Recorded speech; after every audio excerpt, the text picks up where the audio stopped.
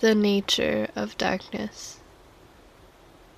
The courtyard at Old Misfield Manor felt different today.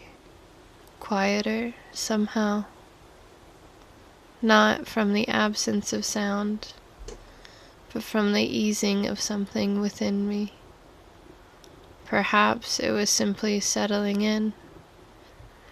The sharp edge of nerves had dulled, replaced by familiarity. Tyrell, Thalinor, and I spoke more easily now. Words no longer weighed down by hesitation. The silences between us had grown comfortable, purposeful. We were finishing another session with Thalinor, moving through the practices we had learned so far, not perfectly, but with intention, each motion guided by the growing trust in ourselves and in one another. Tyrell and I stood next to one another on worn cobbles, the stone still holding the day's warmth beneath our boots. When I drew in my breath and let my magicka settle, the shadows responded almost before I finished the thought.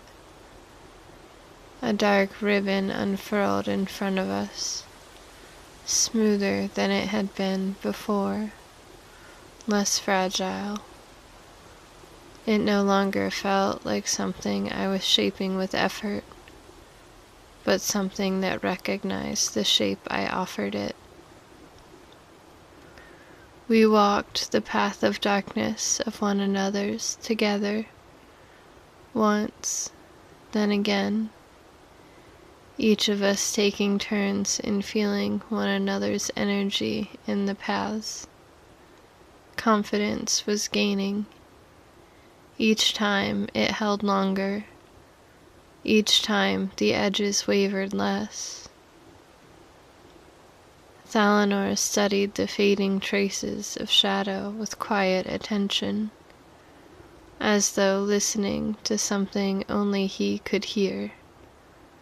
At last, he inclined his head, a small gesture of acknowledgement rather than conclusion. "The shadow has begun to notice you both," he said. "That is no small thing." Something in my chest eased, a tension I hadn't realized I'd been carrying, loosening at the sound of his voice. We let the darkness settle back into itself, the courtyard returning to stone and air.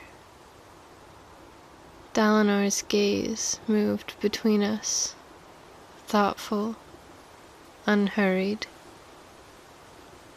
Progress can invite hunger, he continued softly, and hunger, if left unchecked, can lead one to lean too far into the dark. The shadow gives much, but it does not protect those who forget to come back.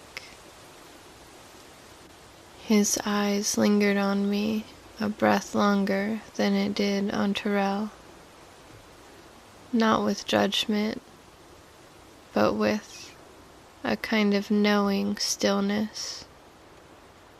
In that pause, the memory rose unbidden, the dream from my nights alone in the forest prior to meeting Thalinor, when the shadows had first answered my call, and then turned, showing my demise. I drew myself back to the present, to the courtyard, to Thalinor's calm expression. For a fleeting moment, I had the unsettling sense that he had seen it too. Not the dream itself, but its echo. still clinging to me like cold mist. How he might know, I could not say, only that he did. "You've both done well today," he said gently. "Well enough for a repose, if you choose." A faint smile touched his expression, almost fond. "Soon you may find the shadow responding before you reach for it. When that happens, remember this: stillness is an anchor. Curiosity must be balanced with care." He stepped back toward the manor wall, already blending with its lengthening shade. "I'll leave you to the rest of the afternoon. Walk if you wish. Sit. Observe. Let what you've learned settle without my voice shaping it." Then, with no dismissal spoken, he was simply elsewhere. Not gone, exactly, just no longer present. And the shadows, for the first time, felt as though they were watching us on their own. The path away from the manor was dappled with late sunlight and drifting leaves. Tyrell walked beside me, hands loose at his sides, looking far too comfortable for someone who had just been told to contemplate the nature of darkness. "So," he said, after a moment, glancing at me sidelong, "does this mean we're finished for the day? Or are we meant to keep pretending we know what we are doing?" I exhaled a quiet laugh. "I think it means you're supposed to stop talking." He smiled, unapologetic. "Then I'm already failing." We walked a little farther in easy silence. His fire staff rested across his back, its crystal tip faintly warm even in the open air. I caught myself glancing at it more than once. "You don't look at your daggers the way you look at this," he said, nodding toward my belt. "You look at this like you're trying to solve it." I hesitated, then admitted quietly, "I've never worked with a staff. Fire, especially. It feels loud." Tyrell chuckled. "It is. Fire doesn't whisper the way shadow does." He shifted the staff in his grip, thoughtful. "But it's honest. It answers quickly. Sometimes that is useful." I considered that, eyes tracing the faint heat shimmer near the crystal. "Daggers don't answer quickly," I said. "They answer precisely." He smiled at that, not amused, but impressed. Figures. We reached the gates of Riften. Tyrell slowed, then stopped. "I'm heading north for a bit," he said, casual, as if it meant nothing. "Business." "Oh." The word escaped before I could soften it. He met my eyes briefly, then smiled. Not teasing this time, just warm. If we're still training together, maybe one day we compare notes. My brow furrowed. On shadows? On weapons, he corrected lightly. You move like you've learned to survive up close. I burn things from a distance. There's something to be learned there.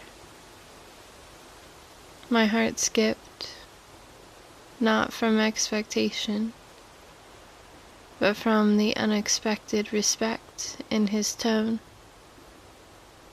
I'd like that, I said, before doubt could interfere. Good, he replied, already turning.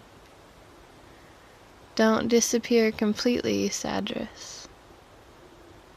And then he was gone down the northern road, Firestaff catching the sun as he vanished between the trees. I walked alone into Riften. The road felt longer without company, but not heavier. My thoughts drifted inward, tracking the rhythm of my breath, the roll of my shoulders, the way my hands hovered near my daggers without conscious thought.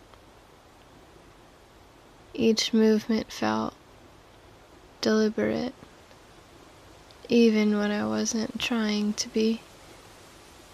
I crossed the threshold of the gates, voices overlapping, water lapping against the docks, the sharp tang of fish and wet wood in the air. The city pressed close, all motion and intention.